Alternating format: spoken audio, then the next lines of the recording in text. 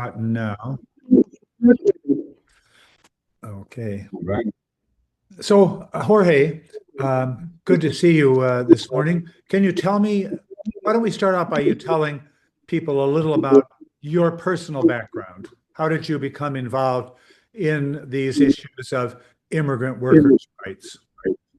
Well, I am an immigrant. I'm a Mexican immigrant, although at this point I have lived more than half of my life in the United States.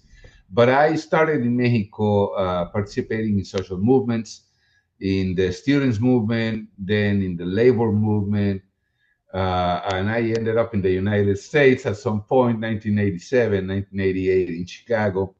And I got involved with labor unions here, but always as an immigrant. That's something you can't prevent. You are an immigrant. Your perspectives, your points of view are different than those of the society you're inserting into. But that's what I am. I'm an activist in the labor movement, in the immigration movement, because you're an immigrant after all. So, what you said you live in Chicago now. What is the group you work with? Currently, I'm working for the last 13 years at a worker center. That's we define it as a community organization focused on labor issues, labor rights. So what we do is to first educate and train workers on their rights, on what the law says, on what the difference between illegal and unfair is. Many people believe they have rights that are not contemplated in the law, and they don't know the legal rights. So the first step always for us is to teach workers, to educate workers, to train workers. Then we pose the question, what do you want to do? If you have identified problems and you know what the law says or doesn't say, what do you want to do? So that's step two, organizing. We organize organizing committees in the workplace. We organize small groups. We organize big groups. If possible and whenever possible, we try to unionize them, and we support them all the way, whether it's an individual complaint with a government agency or unionizing, depending on what the workers want to do. So that's our job, train, educate, organize, and support workers who decide to fight. So, given your long experience, how serious do you see the current attack on immigrants? Incredibly serious. We have been talking about the 2006 immigration marches. If you remember, on May Day 2006, we put almost 1 million people in the streets here in Chicago and in 500 plus cities in the United States.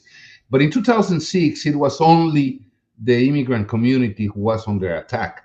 And nowadays, everybody's under attack. The Trump administration's attacking the universities, students, teachers, nurses, the whole health system, federal workers, and immigrants, of course. Last year during the campaign, Trump prevented his followers in the Republican Party from voting on an immigration bill because he wanted to use it as a campaign. So the whole immigration issue has been incredibly politicized.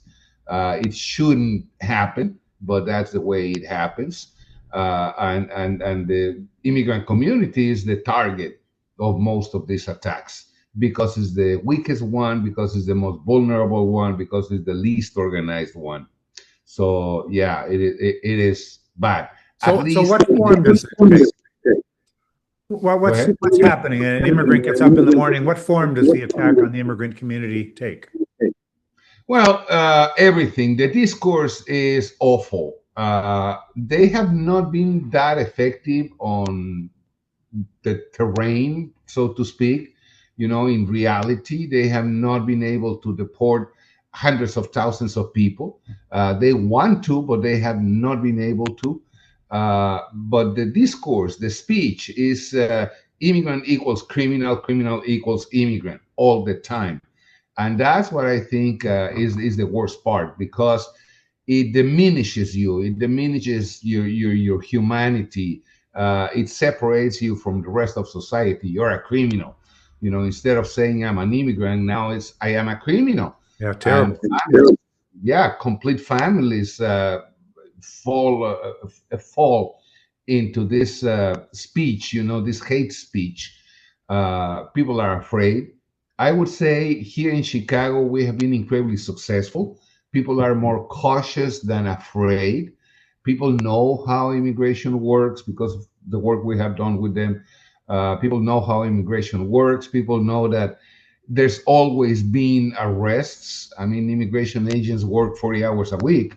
So there's arrests here and there, everywhere. But at least the community is not in panic. But everybody's asking 1,000 questions, whether the bank accounts are going to be frozen, whether their house is okay, they are going to take their house. There's a lot of hate in the air coming from the administration and its followers. And I know that people are concerned that you're in Illinois, which is a Democratic Party state. The Yeah. governor there, Pritzker, has been relatively supportive. And the city of Chicago, historically Democratic Party state also, and a mayor who's supportive of immigrants. And so that makes it somewhat easier. But and I'm in New York, which is similar. But I know in many places people are afraid they're going to have their because of children your taken. major. Pardon me? Yeah. Except for your major. Yeah, except for the mayor. But people are afraid of having people come to the schools and take their children, are afraid to go to the hospital if they're sick, and especially afraid to report a crime if they're because they have to deal with the police. That's the case? How do people help people in those situations? That's exactly what we did. Starting on November 6th, pretty much, we put together a package of information, comprehensive, really. Not only what are your rights, but what can you expect as an immigrant worker in the workplace? What kind of attack in the workplace? Not only an immigration raid, but the incredible pressure on companies. Seemingly, immigration sent a letter to a whole bunch of businesses telling them, if we catch you with an undocumented immigrant, you're going to go to jail, we're going to fine you. So we have to resist the attack of the employers, wanted to re-verify everybody. We suffered displacement from the workplace, not deportation, but yes, displacement from the workplace. But we put this package of documents together telling immigrants, this is what you have to do. Always remember, don't open the door and don't open your mouth. Yeah, if you don't open your mouth, you are less likely to be arrested, detained and arrested and deported, etc. What kind of documents you need to have, birth certificates, passports, in the case of Mexicans, matricula consular, medical information, what happens if anybody in the family gets arrested, who's their doctor, where do they get their medicines, what pharmacy, etc.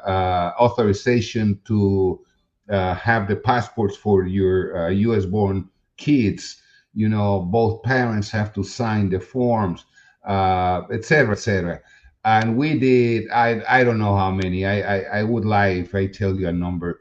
We did an incredible amount of workshops in the community, not only with our members, not only from the point of view of immigrant workers, but for everybody, even the chambers of commerce, because the small business owners came to us saying, hey, you know about immigration, let us know.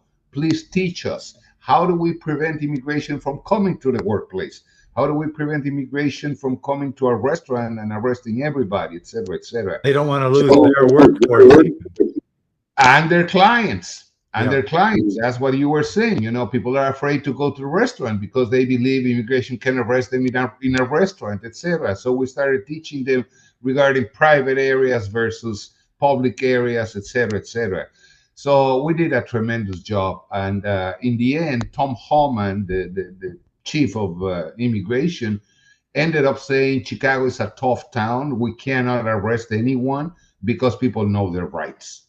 Well, congratulations on that. That's good. For the moment. For the moment. That was a Nobel Prize in education, yeah. And who are the allies of immigrants?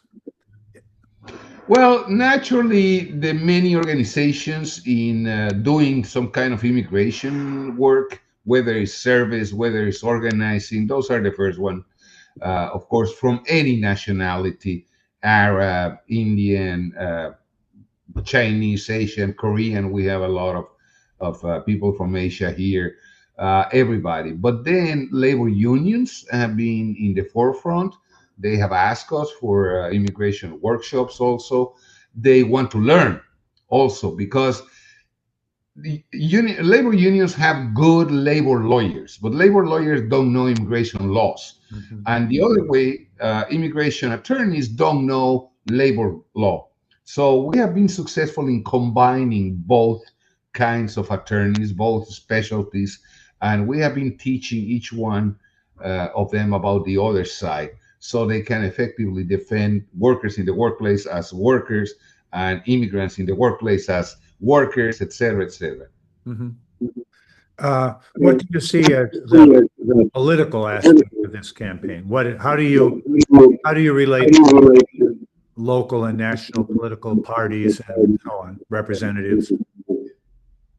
Well, you're right. Illinois and Chicago are friendly to immigrants, but that doesn't mean this is paradise. Heavily Democratic, supermajority Democratic in city council, in the state legislature. But then, if the Democratic Party really solved problems, we wouldn't have any problem. If elections solve problems, we wouldn't have any problem because we have elections every 2 years, every 4 years. So here locally, the Democratic Party is the enemy. Everything that happens here depends on the Democratic Party, and we have a whole lot of problems. But they are friendly at the same time. So we have been able, for instance, to advance on heat legislation in the workplace, given the fact that OSHA nationally is not going anywhere on this administration.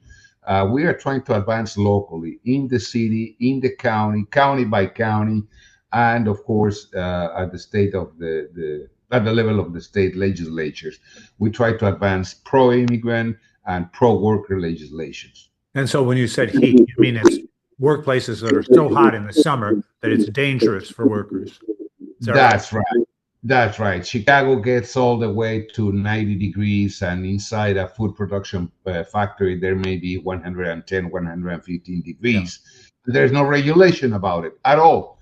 And OSHA had proposed last year, 2 years ago, to come up with a rule, but it's not going to happen under this administration. OSHA is the U.S. Occupational Safety and Health Administration. Correct. So that's but they are being prevented from issuing any rule.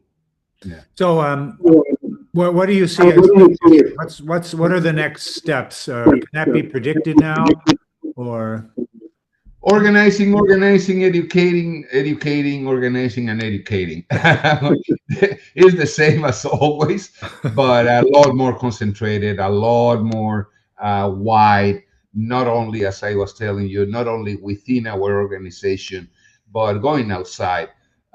We are encouraging labor unions, for instance, to talk about the families of workers. It's not only the worker as your member, it's the family of that worker. What happens with the family of that worker? So tap into the issue, open up, not only the person who pays dues to the union, but the rest of the whole society of the worker. And politicians, of course, we are same thing, training them on labor rights, training them on immigration, because politicians do not know the little tiny details of immigration law. So we are teaching them how to protect their constituents, how to protect the residents in their wards, in their districts, et cetera, et cetera. Well, thank you so much for taking the time to make this interview. I know this will be of great interest to our friends in Switzerland who want to know about this and would like to help out in some way. So I will, after knowing you, I think we've known each other 35 or 40 years or something. And So it's great to be in the same issues, the same struggles with you. I wish you all the best, and hasta la victoria siempre, como se dice. That's right. Hasta la victoria siempre. Thank you very much, Dan. Well, thank you. Always a pleasure talking to you. Likewise.